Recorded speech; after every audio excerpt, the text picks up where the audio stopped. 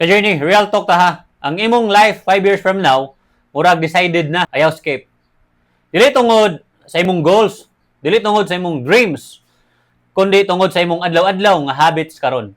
Daghan nato, daghan plano, daghan pangandoy. Pero balik-balik ra gihapon ang resulta. Ngano? Kay habits beat motivation every time. Sa una, gi-ignore na ako ni for years. Abi na ako, enough na ang positive thinking. Pero mao ni ang bayad.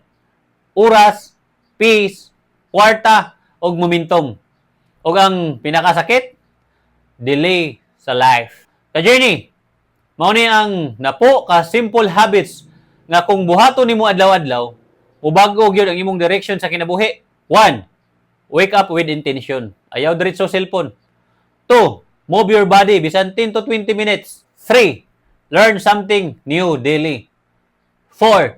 Limit mindless scrolling. 5. Do the hardest task first. 6. Spend less than you earn. 7. Surround yourself with growth-minded people. 8. Show up even when you don't feel like it. 9. Reflect at night kung unsa ang nakatunan. 10. Pray or be grateful daily. Keep your heart grounded.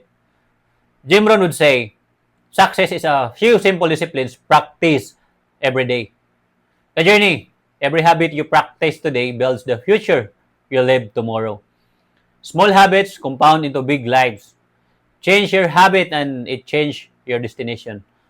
Ganahan kag better future, pero ang habit, late matulog, sige scroll, sige postpone, life be like.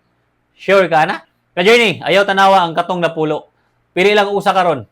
Buhata ugma og balik-balik ka kada adlaw.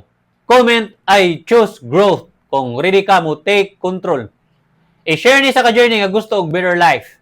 Pero kinahanglan na og better habits. Push yourself. Kay kung dili ka mo push sa imong kaugalingon, kinsa man di ay. Og ayaw kalimot ka-journey sa Philippians chapter 4 verse 13, I can do all things through Christ who gives me strength. Padayon ka-journey.